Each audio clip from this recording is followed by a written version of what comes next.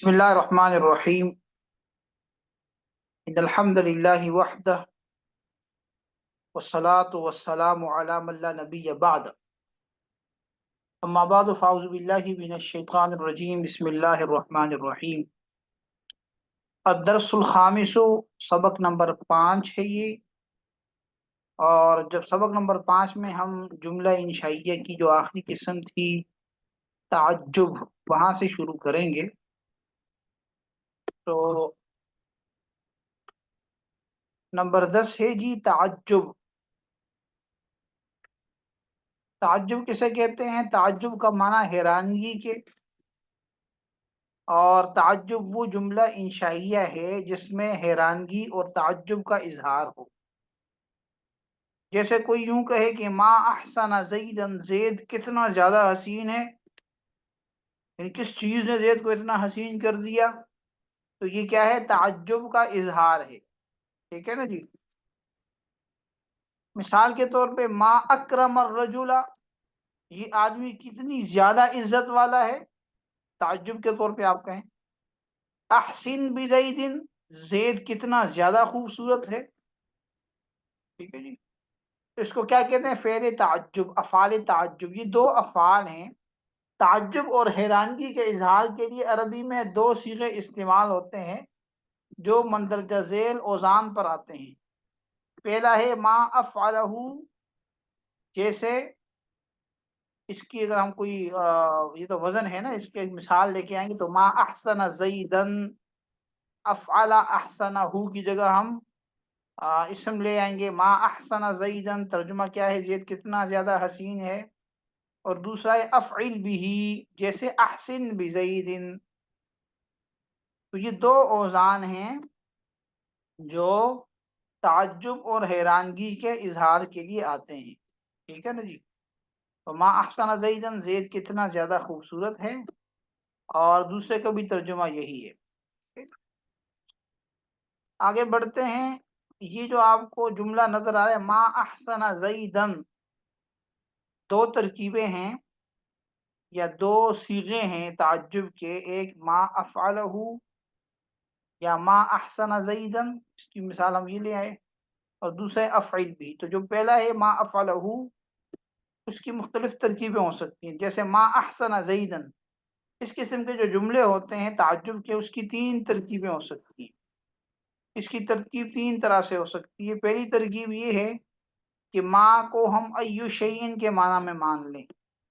ما بمعنی ایو شیئن ہے، تو اب جملہ کیا بنے گا؟ ایو شیئن احسن زیدن، ایو شیئن احسن زیدن. تو ایو جو ہے یہ مرفوع بالضمہ لفظاً مضاف بن جائے گا، اور شیئن مجرور بالکسرہ لفظاً مضاف الیہ، مضاف مضاف الیہ مل کر مبتدا. احسن زیدن، احسن فعل، صیغہ واحد مذکر غائب فعل ماضی معلوم، اس میں ہوا ضمیر مستتر جائز الاستتار مرفوع محلاً اس کا فاعل، اور زیدن منصوب بالفتحہ لفظاً مفعول بھی. تو فعل اپنے فاعل اور مفعول بھی سے مل کر جملہ فعلیہ خبریہ ہو جائے گا. یہ پہلی ترکیب ہے جس میں ہم ما کو احسانہ، ما کو ایو شیئن کے معنی میں لیں.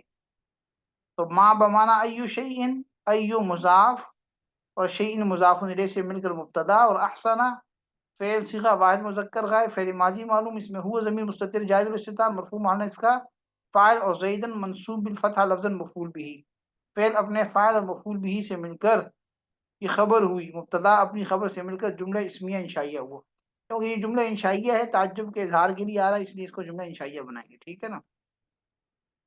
دوسری ترکیب ما احسن زیدن کی یہ ہے کہ ما کو ہم شیئن کے معنی میں لے لیں، شیئن، اور اس کی صفت کو محذوف مان لیں. شیئن عظیم احسن زیدن، کسی بڑی چیز نے زید کو اتنا حسین کیا ہے. تو شیء ما بمعنی شیئن کے ہے، اور شیئن کی جو صفت ہے عظیم وہ محذوف ہے. ما شیئن عظیم کے معنی میں نہیں، یاد رکھیں ما شیئن کے معنی میں ہے، اور اس کی صفت عظیم محذوف ہے. کیسے ہمیں پتہ چلا؟ ہمیں پتہ چل رہا ہے کہ شیئن کے اوپر جو تنوین ہے وہ تنوین برائے تعظیم ہے. تنوین کی مختلف اقسام ہے، آپ نے تو صرف دو پڑھی ہیں نا، تمکن اور عوض. تو ایک تنوین کی قسم ہے تنوین تعظیم، تو شیء کے اوپر جو تنوین ہے وہ تنوین تعظیم ہے، شیء عظیم، ٹھیک ہے نا؟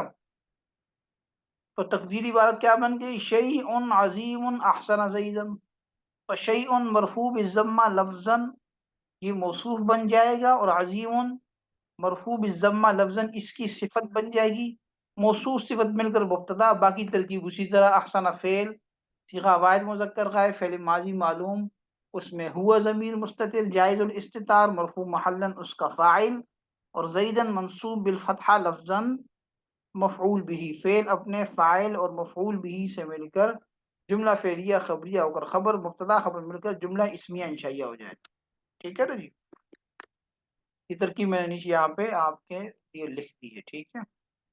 آپ اس کو دیکھ لیں، ما بمانا شیئن کے، اور اس کی صفت عظیم محذوف ہے، جس پر شیئن کی تنوین تعظیم بھی دلالت کرتی ہے، شیئن موصوف اور عظیم اس کی صفت، موصوف اپنی صفت سے مل کر مبتدا ہوا، احسن فعل صیغہ واحد مذکر غائب فعل ماضی معلوم، اس میں ہوا ضمیر مستتر جائز الاستتار مرفوع محلا اس کا فاعل، زیدن منصوب بالفتحہ لفظا مفعول بھی، فعل اپنے فاعل اور مفعول بھی سے مل کر خبر ہوئی مبتدا اپنی خبر سے مل کر جملہ اسمیہ انشائیہ ہو۔ تیسری ترکیب ما احسنا زیدن کی یہ ہوگی کہ ما کو ہم الذی کے معنی میں مان لیں، ما کو اس میں موصول الذی کے معنی میں مان لیں، اور احسن زیدن اس کا صلہ بن جائے، موصول صلہ مل کر مبتدا اور اس کی خبر محذوف ہو، شیء عظیم، یعنی عبارت یوں بن جائے گی الذی احسن زیدن شیء عظیم، بات سمجھ آ گئی نا؟ تو اس صورت میں یہ ما احسن زیدن مبتدا بن جائے گا، اور شیء عظیم موصوف سے مل کر خبر بن جائے گی، ٹھیک ہے نا جی؟ ترکیب کیسے ہوگی؟ ما بمانا الذی اس میں موصول، آپ جانتے ہیں کہ موصول کو صلہ چاہیے ہوتا ہے، تو احسن فعل صیغہ واحد مذکر غائب فعل ماضی معلوم، اس میں ہوا ضمیر مستتر جائز الاستتار مرفوع محلا اس کا فاعل، یہ جو مرفوع محلا کہتے ہیں نا اس کا اعراب بتا رہا ہوں میں، مرفوع منصوب مجرور، ٹھیک ہے نا؟ محلا اس لیے کہ مبنی ہے، مبنی کا اعراب محلی ہوتا ہے، ٹھیک ہے؟ اس کا فاعل زیدن منصوب بالفتحہ لفظا مفعول بھی، تو فعل اپنے فاعل اور مفعول بھی سے مل کر یہ صلہ ہوا، جملہ فعلیہ خبریہ ہو کر صلہ ہوا، الذی اس میں موصول کا، موصول اپنے صلہ سے مل کر مبتدا، تو آگے شیء عظیم محذوف ہے جو اس کی خبر ہے، شیء موصوف مرفوع بالضمہ لفظا موصوف، اور عظیم مرفوع بالضمہ لفظا اس کی صفت، موصوف اپنی صفت سے مل کر خبر ہوئی، مبتدا اپنی خبر سے مل کر جملہ اسمیہ انشائیہ ہو، تمام صورتوں میں جملہ اسمیہ ہی ہے، ٹھیک ہے نا؟ پہلی دو ترکیبوں میں ہم نے ما کو مبتدا بنایا ہے، البتہ پہلی ترکیب میں ما بمانا شیء ای شیء کے ہے، دوسری ترکیب میں ما بمانا شیء کے ہے، اس کی صفت عظیم محذوف ہے، اور تیسری ترکیب میں ہم نے مام کو موصولہ لیا ہے، احسن زیدن اس کا صلہ ہے، اور اس کی خبر جو ہے وہ شیء عظیم و محذوف ہے، ٹھیک ہے جی؟ اچھا جی، دوسرا جو صیغہ ہے فعل تعجب کا افعل بھی، جب اس کو ہم اپلائی کریں گے کسی اسم پر، تو احسن بزیدن، احسن بزیدن، اس کی ترکیب آسان ہے، احسن بزیدن کی ترکیب یوں ہوگی کہ احسن، احسن یہ فعل امر ہے بمعنی حسن فعل ماضی، ٹھیک ہے؟ احسن فعل امر بمعنی حسن فعل ماضی، با زائدہ ہے، زیدن اس کا فاعل ہے، زید جو ہے وہ لفظاً مجرور ہے اور محلاً مرفوع ہے، تو فعل اپنے فاعل سے مل کر جملہ فعلیہ انشائیہ تعجبیہ ہو گیا، تعجبیہ نہ بھی کہیں تو جملہ فعلیہ انشائیہ، تعجب آپ کو پتہ ہے کہ یہ تعجب کا معنی دے رہا ہے، تو یہاں یہ ترکیب بالکل آسان ہے، ٹھیک ہے، جس میں کوئی زیادہ مشکل نہیں ہے۔ یہ جو جملہ انشائیہ کی آپ نے 10 اقسام پیچھے پڑھ لی نا، یہ تو مشہور اقسام ہیں 10، اس کے علاوہ کچھ اور اقسام بھی ہیں، کچھ کا ذکر امر کے ضمن میں بھی آ گیا، مثلا ہم نے امر کے شروع میں کہا تھا کہ دعا ہے اور التماس ہے، ٹھیک ہے نا جی؟ تو اس قسم کے جملے بھی انشائیہ ہوتے ہیں، تو جملہ انشائیہ کی جو جملے ہیں ان میں سے افعال مدح و ضم کے جو جملے ہیں وہ بھی جملہ انشائیہ کہلائیں گے، نعم الرجل زید، ٹھیک ہے نا؟ رجل زید سأل، ٹھیک ہے نا، اس طریقے سے جو مثالیں حبذا زید وغیرہ، جو افعال مدح و ذم کے جو جملے ہوتے ہیں وہ بھی جملہ انشائیہ ہوتے ہیں. اسی طرح جو افعال مقاربہ ہیں، اسا، کادا، کروبا، اوشکا وغیرہ، یہ افعال مقاربہ ہیں. اسا زید ان یخرج، کادا زید ان یخرج، تو ان کے جو جملے ہوتے ہیں یہ بھی انشائیہ ہوتے ہیں. ٹھیک ہے. التماس آپ نے امر کے ضمن میں پڑھ لیا، دعا آپ نے امر کے ضمن میں پڑھی. اسی طرح تحزیز کے جو جملے ہوتے ہیں، اللہ صلیتا، ٹھیک ہے نا، اللہ تصلی، تو نماز کیوں نہیں پڑھتا، تحزیز ابھارنا. کم خبریہ وغیرہ، ٹھیک ہے نا جی، کم خبریہ وغیرہ کے ذریعے سے جو جملے ہوتے ہیں یہ بھی آپ جانتے ہیں کہ کم جو ہے وہ استفہام کی جائے، کم مال عندک، ٹھیک ہے، کم درہم عندک وغیرہ. تو یہ جملے بھی کیا کہلائیں گے، انشائیہ کہلائیں گے. جو انشائیہ کی 10 قسمیں پڑھتے ہیں تو وہ 10 کے اندر ہی محدود نہیں ہے، اور بھی اس کی اقسام. اب ہم چلتے ہیں اس کی کچھ مثالیں دیکھ لیتے ہیں. جملے انشائیہ ہم پڑھ چکے ہیں. اب ہم دیکھتے ہیں کہ ہمارے پاس جو جملے آ رہے ہیں اس میں سے کون سے جملے انشائیہ ہیں اور کون سے خبریہ ہیں. اگر انشائیہ ہیں تو انشائیہ کی کون سی قسم. تو یہاں آپ نے کیا کام کرنا ہے، درج ذیل جملوں میں جملہ انشائیہ کی اقسام کو پہچان کر کے بتائیں کہ کون سی قسم ہے. جی، پہلی قسم، پہلی مثال ہے لا تضرب، تو مت مار. جی اب آپ لوگوں نے بتانا ہے بھائی، لا تضرب، تو مت مار. یہ استاد جی نہیں ہے اور جملہ انشائیہ میں سے ہے. شاباش، جملہ انشائیہ کی قسم دوسری قسم نہیں ہے. شاباش. نہیں ہے. اچھا جی، اگلی مثال دیکھیے گا، لعل عمرا غائب، شاید کہ عمر غائب ہے ہو، یا امید ہے کہ عمر غائب ہو. جی یہ جملہ استاد جی یہ جملہ انشائیہ میں سے ترجی ہے اس کی. شاباش، جی جملہ انشائیہ ہے اور یہ ترجی ہے، ترجی، ٹھیک ہے، ترجی. جس میں کوئی امید ہو. تیسرا جملہ ہے بعت و اشتریت. مثلا آپ دکان پہ گئے، آپ نے دکاندار نے آپ کو کہا کہ بعت، میں نے آپ کو یہ موبائل بیچا، اور آپ نے کہا اشتریت، میں نے خرید لیا. یہ الفاظ جب آپ خرید و فروخت کے معاملے کے وقت استعمال کر رہے ہوں تو کون سے جملے ہوں گے؟ سر جی عقود ہے، یعنی معاملات شاباش، کے حساب سے. عقود ہوں گے. ذرا اونچا بولا کریں، عقود کیا ہے جی؟ جی عقود ہوگا بھائی یہ، ٹھیک ہے نا، عقد والے جی جملے، یعنی جو جملے جن سے عقد کیا جاتا ہے. ٹھیک ہے، شاباش. اگلا ہے ما احسن زیدن، کس چیز نے زید کو اتنا حسین کر دیا. یہ استاد جی تعجب ہے جملہ انشائیہ کی قسم میں شاباش، سے. جملہ انشائیہ کی قسم تعجب ہے. شاباش. اگلا جملہ ہے واللہ لاضربن زیدن، اللہ کی قسم میں زید کو ضرور ماروں گا. جی سر جی قسم ہے، یہ قسم ہے جملہ یہ. انشائیہ. شاباش، جملہ انشائیہ کی قسم قسم ہے. بھائی جب آپ بات کر کے جواب دے کے اپنا وہ مائک میوٹ رکھو. شاباش، تاکہ نا وہ شور نہ ہو. ٹھیک ہے. اچھا یہ قسم ہے جی. اضرب، تو مار. استاد جی یہ یہ امر ہے. شاباش، انشائیہ کی قسم امر ہے. یا اللہ، یہ یہ حروف ندا میں سے. جملہ کون سا انشائیہ کا؟ انشائیہ ندا، حروف ندا. جملہ ندائیہ ہے. شاباش، ندا ہے. ٹھیک ہے. لیت زیدن حاضر، کاش کہ زید حاضر ہوتا. استاد جی یہ تمنی ہے. شاباش، جملہ انشاء کی قسم تمنی. الا تنزل بنا فتصیب خیر، آپ ہمارے پاس کیوں نہیں آتے کہ آپ خیر پائیں. استاد جی یہ عرض ہے. شاباش، عرض ہے یہ. حل ضرب زید، یا زید نے مارا. یہ استفہام ہے. شاباش.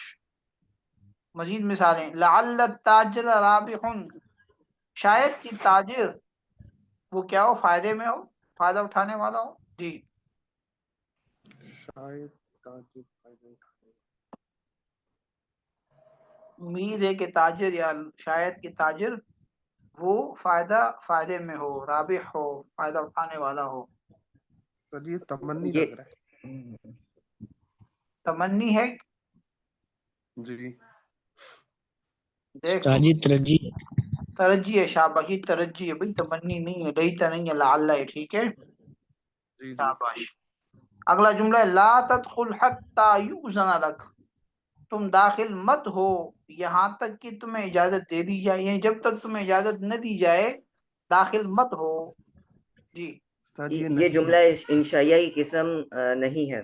شاباش، نہیں ہے جس میں کسی کام سے روکا جاتا ہے، شاباش۔ اکرما ضیوفکما، تم دونوں اپنے مہمانوں کا اکرام کرو، ان کا خیال کرو، ٹھیک ہے جی۔ جی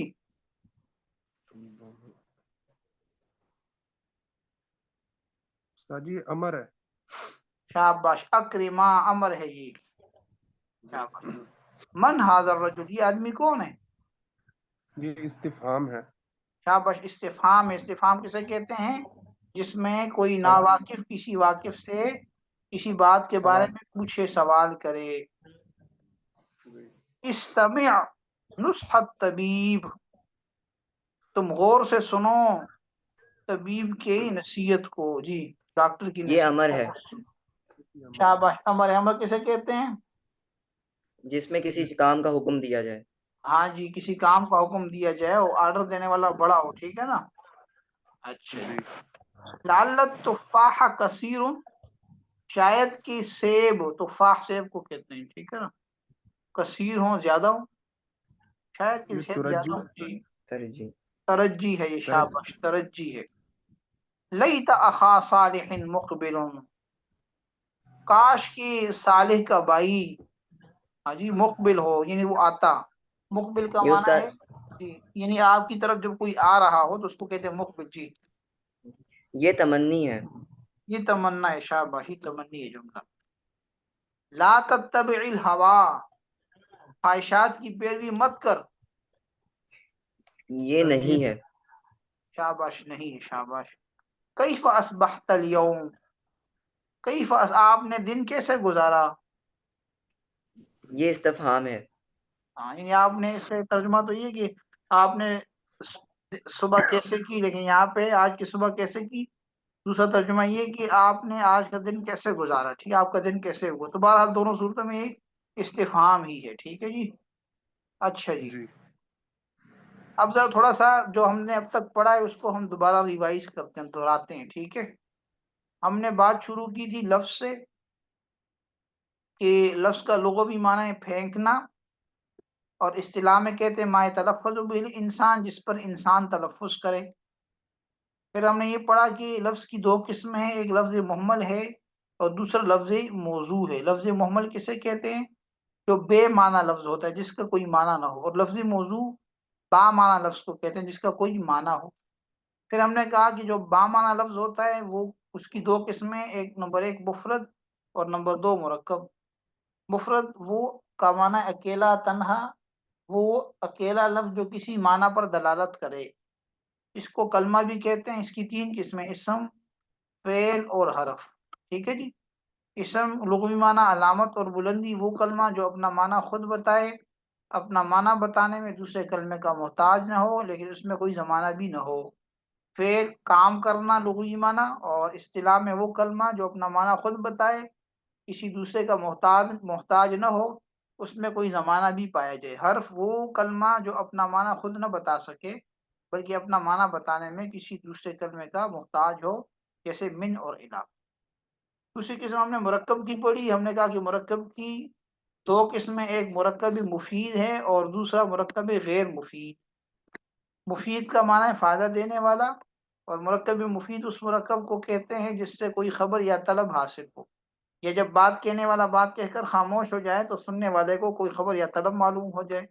اور غیر مفید کا معنی فائدہ نہ دینے والا، وہ مرکب جب بات کرنے والا بات کرے کہہ کر خاموش ہو جائے تو سننے والے کو کوئی خبر یا طلب معلوم نہ ہو، ٹھیک ہے نا جی۔ اس میں ابھی تفصیل میں نہیں گئے۔ مرکب مفید کی ہم نے دو قسمیں بنائی تھی، ایک جملہ خبریہ اور ایک جملہ انشائیہ۔ جملہ خبریہ خبر سے ہے، جملہ خبریہ اس جملے کو کہتے ہیں جس کے کہنے والے کو سچا یا جھوٹا کہا جا سکے۔ اس کی دو قسمیں، جملہ اسمیہ اور جملہ فعلیہ، ٹھیک ہے جی۔ جملہ اسمیہ اسم سے ہے، اور جملہ اسمیہ اس جملے کو کہتے ہیں جس کا پہلا جز اسم ہو اور دوسرا جز اسم بھی ہو سکتا ہے، فعل بھی ہو سکتا ہے۔ جملہ اسمیہ کا پہلا جز مسند الیہ ہوتا ہے، اس کو مبتدا کہتے ہیں، دوسرا جز مسند ہوتا ہے، اس کو خبر کہتے ہیں۔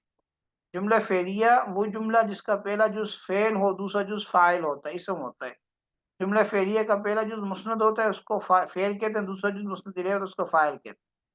ٹھیک ہے جی۔ پھر آپ نے جملہ انشائیہ پڑھا۔ جملہ انشائیہ اس جملے کو کہتے ہیں کہ جس کے اندر سچ یا جھوٹ کا احتمال نہ ہو، یا جس کے کہنے والے کو سچا یا جھوٹا نہ کہا جا سکے۔ اس کی 10 قسمیں ہم نے پڑھی ہیں آج۔ ٹھیک ہے نا۔ جملہ انشائیہ کی 10 قسمیں: امر، نہیں، استفہام، تمنی، ترجی، عقود، نداء، عرض، قسم اور تعجب۔ ٹھیک ہے جی۔ یہ 10 اقسام ہم نے یہاں تک پڑھ لی۔ اس کے بعد اب ہم پڑھیں گے مرکب غیر مفید کو۔ ٹھیک ہے نا۔ مرکب غیر مفید کسے کہتے ہیں؟ وہ مرکب جو جس سے کوئی خبر یا طلب حاصل نہ ہو۔ اس کی بنیادی طور پر 2 قسمیں بنائی جاتی ہیں، ایک مرکب تقییدی اور دوسرا مرکب غیر تقییدی۔ مرکب تقییدی وہ مرکب جس کا دوسرا جز پہلے کے لیے قید ہوتا ہے، اور اس کی پھر 2 قسمیں بن جاتی ہیں، ایک مرکب اضافی ہے اور دوسرا مرکب توصیفی۔ اور مرکب غیر تقییدی جس کا دوسرا جز پہلے کے لیے قید نہیں ہوتا، اس کی 3 قسمیں: مرکب بنائی، مرکب منع صرف اور مرکب صوتی۔ ٹھیک ہے جی۔ تو یہ غیر مفید کا حصہ ہم آگے جا کے پڑھیں گے، اب تک ہم یہ پڑھ چکے ہیں۔ آج کے لیے اتنا ہی کافی ہے۔ ھذا هو المرام واللہ اعلم بحقیقت